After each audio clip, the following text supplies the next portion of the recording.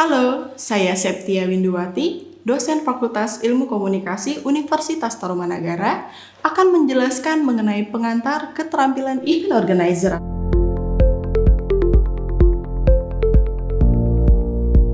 Di Indonesia, bisnis jasa pelaksana dan profesi sebagai event organizer atau EO atau tepatnya event manager adalah jenis pekerjaan yang tergolong baru.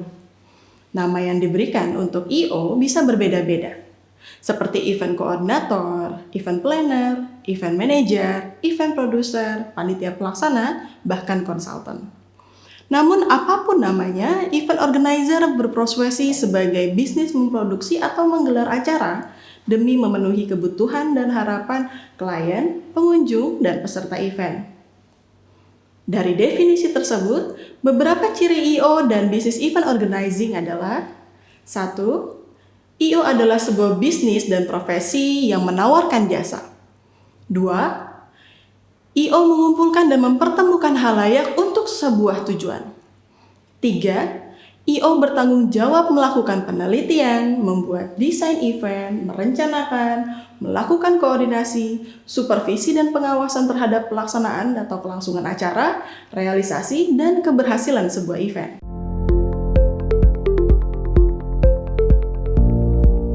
Pada prinsipnya, terdapat tahapan proses pelaksanaan event. 1. Melakukan penelitian.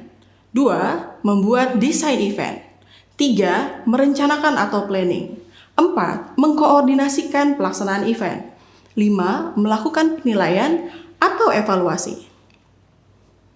Tahap pertama, penelitian. Penelitian dilakukan untuk mencari tahu stakeholders atau pihak-pihak yang berkepentingan dalam acara. Selain itu, juga dilakukan analisis SWOT dalam perencanaan pembuatan acara. Teknik ini dilakukan untuk menganalisis dan mengurangi risiko kegagalan acara. Membuat desain event adalah tahap kedua dalam proses mengelola dan memproduksi event.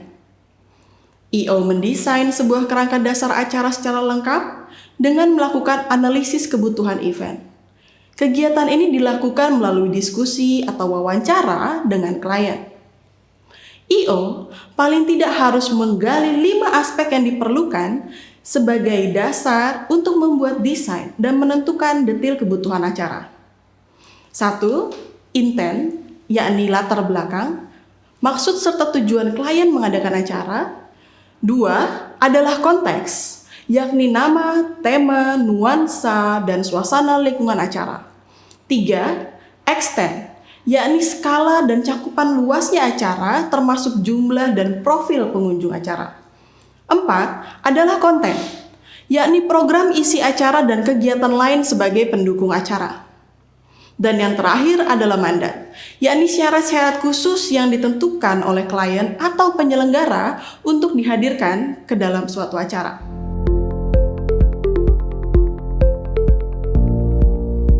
Perencanaan adalah tahap ketiga dalam proses mengelola dan memproduksi event. Fase ini dimulai setelah EO memperoleh persetujuan klien mengenai desain event termasuk anggaran. Fase perencanaan event melibatkan 3 unsur, yakni 1. Waktu, 2. Ruang atau tempat, dan 3. Irama. Waktu, EO harus mampu mengelola waktu dan harus menggunakan waktu sebaik-baiknya untuk rapat sebelum hari H dengan klien, survei lokasi atau tempat dan ruangan, rapat dengan pihak berkepentingan, komunikasi dan persiapan kontrak, dan terakhir pelaksanaan hari H, yaitu dari awal sampai selesai dan membenahi bekas acara.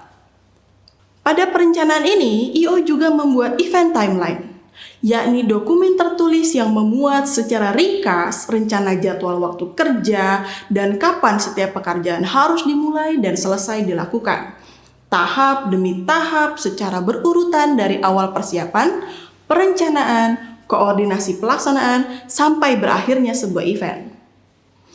Setiap bagian pekerjaan EO harus diperhitungkan berapa lama waktu yang diperlukan untuk penyelesaiannya. Tahap menyusun event timeline adalah sebagai berikut. 1. Mencatat semua kebutuhan fisik, teknis operasional, dan unsur-unsur pokok yang harus dihadirkan dalam event. 2. menentukan urutan prioritas pekerjaan mana yang harus didahulukan. 3. Menghitung berapa lama waktu yang dibutuhkan untuk menyelesaikan setiap tugas atau pekerjaan. 4. Menyusun tugas secara berurutan, tahap demi tahap, dengan hitungan mundur mulai dari H berapa sampai hari pelaksanaan. Event timeline yang telah disusun dan disepakati bersama dibagikan kepada semua anggota tim, termasuk mitra kerja dan pihak yang terlibat dalam penyelenggaraan acara. Event timeline juga dibutuhkan dalam proses koordinasi pelaksanaan selanjutnya, yaitu sebagai pedoman kerja dan peta jalan selangkah demi selangkah menuju hari H, sebagai instrumen pengelola melakukan supervisi, berkoordinasi, dan berkomunikasi dengan seluruh anggota tim pelaksana dan mitra kerja I.O. dalam menyiapkan acara. Dan terakhir, sebagai sarana melakukan monitoring atas perkembangan dan kemajuan setiap kegiatan dan pekerjaan yang diperlukan untuk mendukung acara.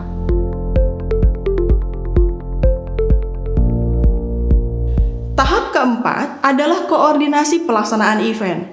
Terdapat dua instrumen utama bagi I.O. untuk melakukan koordinasi pelaksanaan event secara efektif. 1. Event timeline sebagai instrumen koordinasi pelaksanaan untuk seluruh tahap proses persiapan.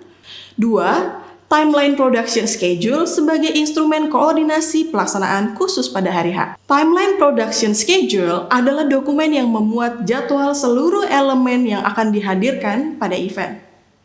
Memuat daftar dan jadwal kegiatan secara akurat, dimulai dengan pemasangan atau instalasi fisik peralatan di lapangan, penataan ruangan atau tempat acara, koordinasi atau pengaturan pelaksanaan program acara, dan lain-lain, yang diakhiri pembongkaran peralatan seusai acara. 3 tahap koordinasi. Koordinasi dilakukan untuk menjalin kerjasama demi kelancaran seluruh kegiatan, persiapan, dan pelaksanaan produksi event. Dilakukan melalui 3 tahap, yaitu 1. Sebelum hari H, yakni dengan menggunakan event timeline, I.O. memonitor kesiapan, perkembangan, dan kemajuan setiap kegiatan yang harus diselesaikan sebelum hari H. 2. Pada hari H, yakni koordinasi pelaksanaan pada hari H termasuk salah satu fungsi on-site management I.O. yang dilakukan dengan menggunakan timeline production schedule. Terdapat 4 unsur mitra kerja I.O. yang perlu dikoordinasikan, antara lain pemasok perlengkapan atau peralatan, para teknisi audio, video, sound system, dan lighting, catering services, dan kelompok penampil dan pengisi acara. 3. Setelah hari H. Pada tahap ini koordinasi dilakukan dengan pihak-pihak terkait pembenahan tempat bekas acara, evaluasi hasil, dan penyelesaian masalah-masalah lain yang masih tertunda.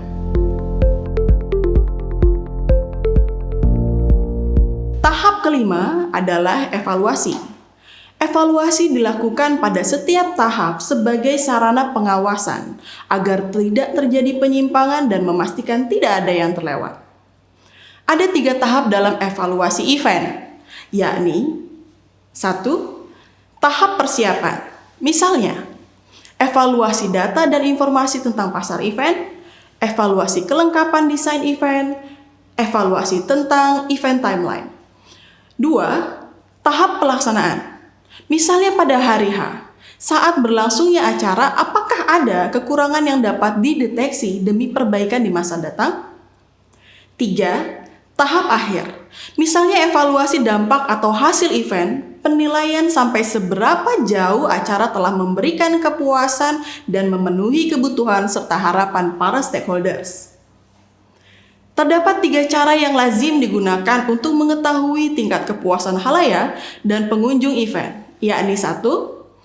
Menugaskan beberapa petugas khusus untuk memonitor jalannya event dan memberikan masukan lisan atau tertulis kepada I.O. 2. Survei tertulis yang dilakukan setelah acara selesai. Pengunjung diberikan kuesioner secara tertulis yang harus diisi dan dikembalikan kepada petugas. 3. Survei melalui telepon, surat, atau Google Form yang dilakukan setelah acara selesai. Demikian paparan mengenai I.O. sebagai salah satu materi ilmu komunikasi. Sampai jumpa di materi berikutnya.